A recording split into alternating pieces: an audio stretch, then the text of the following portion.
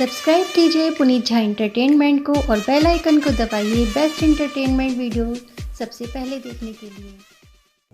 प्रणाम करै छी अपने सब के। हम प्रीति झा अपने सब के बीच माँ भगवती के गीत सुनावे जा रहल छी। बाकी हम गायक नहीं छी, बट गावे के कोशिश कर रहल छी। अगर अहाँ के नीक लागे तो लाइक और शेयर जरूर करब।